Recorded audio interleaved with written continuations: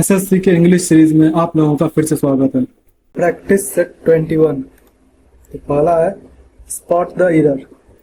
Every one of the students have submitted there assignments.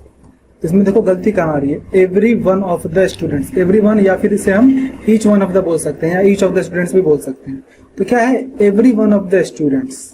तो इसने क्या कर दिया, जैसे एवरी वन लगा तो उसने क्या कर दिया, सब्जेक्ट को सिंगुलर बना दिया। तो अगर ये सब्जेक्ट अब सिंगुलर है तो इसके आगे जो हेल्पिंग वर्ब यूज होगा वो भी इसके अकॉर्डिंग यूज होगा। तो क्या हो जाएगा, every one of the students has submitted. अब जब यहाँ पर every one of the students singular है तो इसके आगे जो इसके लिए प्रोनाउन यूज होगा तो हैज सबमिटेड हिज या हर या फिर इट्स असाइनमेंट्स होगा। तो इसलिए यहाँ पर दो जगह गलती है, हैव सबमिटेड भी और देयर असाइनमेंट भी।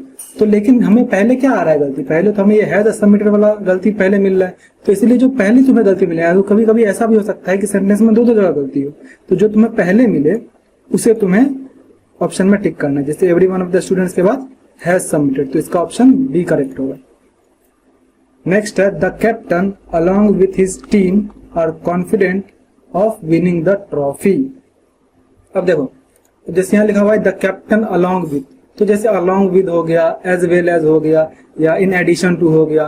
तो ये सब जो वर्ब होते हैं ना, ये सब जो शब्द होते हैं, ये जब भी लग जाए तो इसमें क्या होता है कि वर्ब के पहले जो वर्ड पहले आता है, जो सब्जेक्ट पहले आता है, जैसे द कैप्टन है उसके बाद अलॉन्ग विथ हिज टीम है, तो जो तुम्हारा सब्जेक्ट पहले आया है उसी के अकॉर्डिंग जो है तुम्हारा वर्ब यूज होगा। मैं कहना ये चाह रहा हूँ। तो यहाँ पे क्या है, the captain along with his team, इसके बाद जो आर लिखा हुआ है, ये आर की जगह क्या होगा, द कैप्टन के अकॉर्डिंग हेल्पिंग वर्ब यूज होगा। तो क्या हो जाएगा, the captain along with his team is confident of winning the trophy. तो इसलिए इसका जो ये कौन सा, एक मिनट, हिज टीम आर, हाँ ये जो तुम्हारा सेगमेंट है ये गलत हो जाएगा, हिज टीम इज होना चाहिए। नेक्स्ट है तुम्हारा my sister who lives in Delhi is doctor. अब देखो ये पढ़ने में लगभग एकदम सही लग रहा है, my sister who lives in Delhi is doctor, लेकिन इसमें गलती क्या आ रही है वो तुम सोच भी नहीं सकते हो। जैसे ये लिखा हुआ है my sister who lives in Delhi, यानी कि मेरी बहन जो कि दिल्ली में रहती है, इज डॉक्टर। यहां पर कुछ तो मिसिंग है, गौर से सोचो, इज अ डॉक्टर होना चाहिए। My sister who lives in Delhi is a doctor, इसलिए इसका सेगमेंट ये गलत है। कभी कभी इतना बचकाना वाला सवाल भी पूछ दिया जाता है।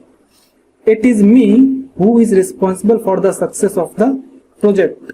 अब देखो इसमें गलती कहां पे आ रही है कि इट इज क्या होता है, जब इट इज आ गया तो इसके बाद जो भी तुम्हारा सब्जेक्ट आएगा वो किस केस में होना चाहिए, वो नॉमिनेटिव केस में होना चाहिए, या फिर समझो तुम सब्जेक्टिव केस में होना चाहिए।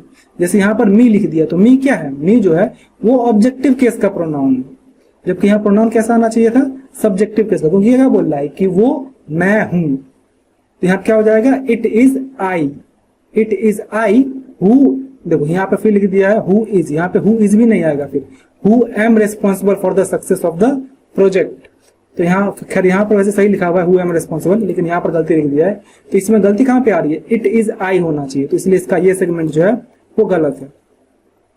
नेक्स्ट है तुम्हारा had he know about the plan he would not have participated in it. तो ये तुम्हारा कंडीशनल सेंटेंस है, वो भी कंडीशनल टाइप 3 है। तो इसमें गलती कहाँ पे आ रही है, जब हैड ही लिख दिया यानी कि हैड, तो उसके बाद हैड प्लस क्या आना चाहिए, V3, यानी कि यार देखो इसको हैड ही नोन लिखो या फिर इफ ही हैड नोन लिखो, बात एक ही है।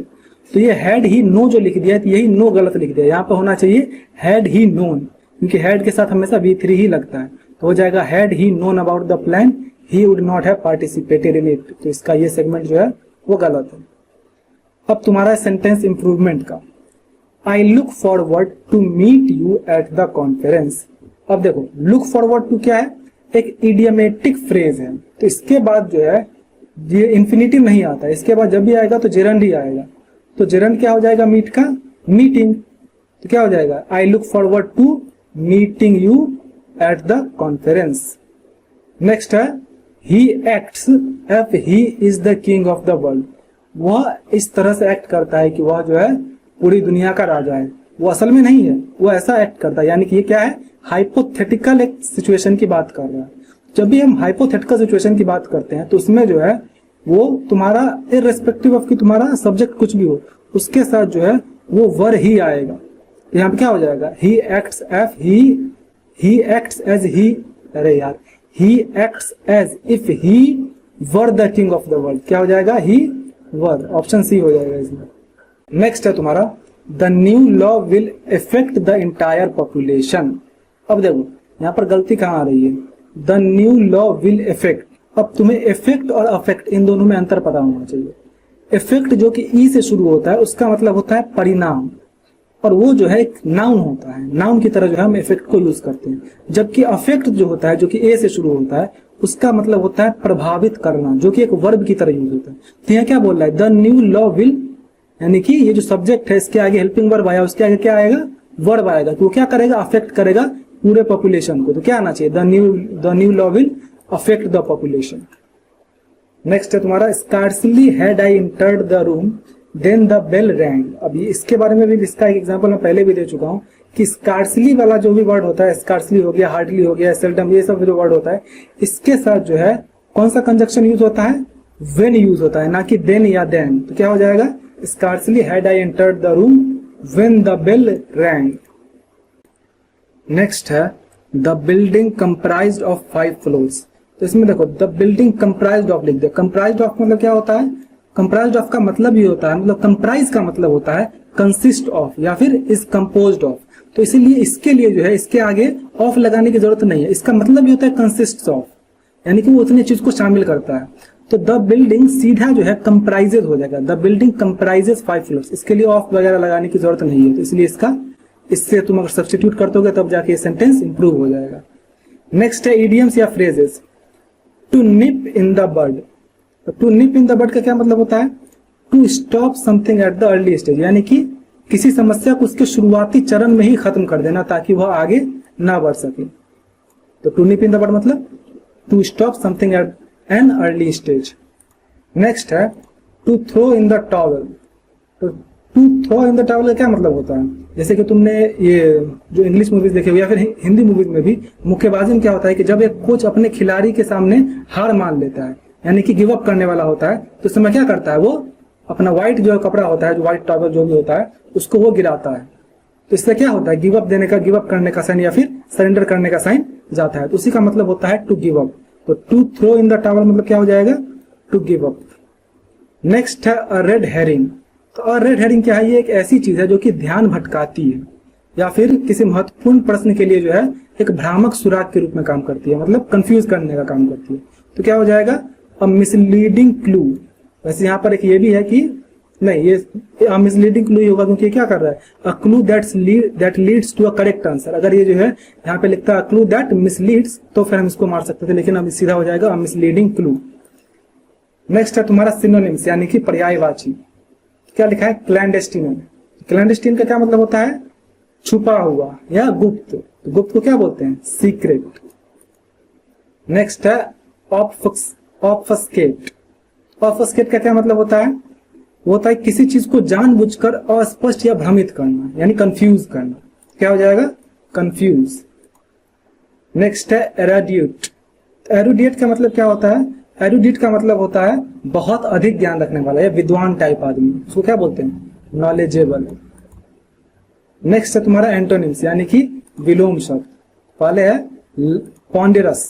पॉन्डेरस का क्या मतलब होता है, पॉन्डेरस मतलब होता है भारी या बोझिल। तो इसका विलोम शब्द क्या हो जाएगा, लाइट यानी कि हल्का। नेक्स्ट है कैप्रिशियस। कैप्रिशियस का क्या मतलब होता है, मनमोजी या परिवर्तनशील। तो इसका जो अपोजिट है वो क्या हो जाएगा, स्टीडी। स्टीडी मतलब स्थिर। नेक्स्ट है डिस्पैरेज। तो डिस्पैरेज का क्या मतलब होता है, किसी की निंदा करना या फिर उसकी बुराई करना, उसे तुच्छ समझना। तो इसका विलोम पूछ रहा है, तो विलोम क्या हो जाएगा, प्रेज यानी कि उसकी प्रशंसा करना। नेक्स्ट है fill in the blanks. The two friends were tired of walking so they blank down for a while. तो इसमें से लेड, ले, लाइड, लेड डाउन क्या होना चाहिए। तो देखो ले जो होता है, ले व्यक्ति किसी खुद के लिए यूज करता है, जैसे कि आई लेड, मतलब कि कैसे समझाऊं यार। देखो ले और लेड के यूज में सबसे बड़ा अंतर ये होता है कि ले जो है वो इंसान खुद के लिए यूज करता है या इंसान के लिए यूज करता है, जबकि लेड जो है वो किसी दूसरी चीज के लिए यूज करता है। समझ रहे हो, किसी वस्तु के लिए यूज करता है। तो यहाँ पे क्या बता रहे कि जो दो दोस्त थे वो चलते चलते थक गए थे, तो इसलिए वो क्या किए, लेट गए। तो लेटेंगे कैसे, वो खुद ही लेटेंगे, उसको कोई लेटाएगा थोड़ी। तो क्या हो जाएगा, the two friends were tired of walking so they lay down for a while. Lay down, समझ गए? मेन अंतर तुम यही समझो कि ले मतलब जो है वो खुद के लिए लेट जाना होता है, और लेट डाउन मतलब किसी चीज को लेटाना होता है। नेक्स्ट है she is an artist, blank work is admired by everyone.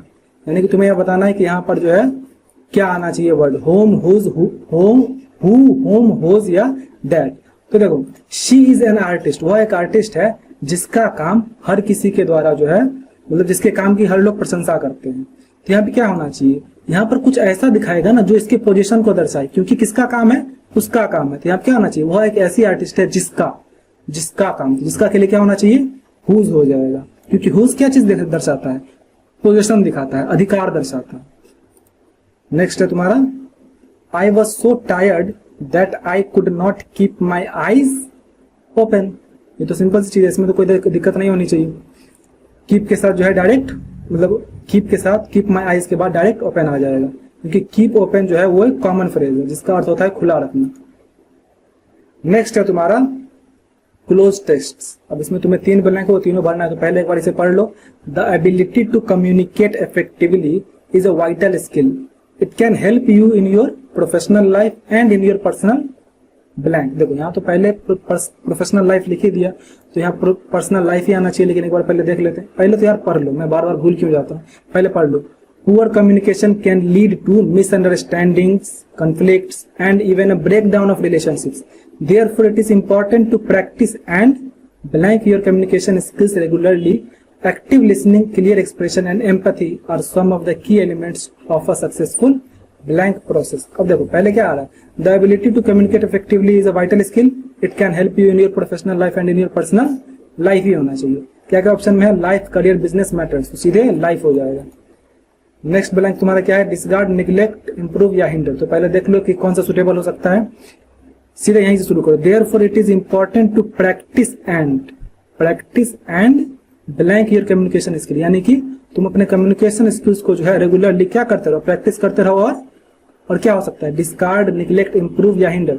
तो इंप्रूव, तुम जो है अपने कम्युनिकेशन स्किल को रेगुलरली प्रैक्टिस भी करते रहो और इंप्रूव भी करते रहो।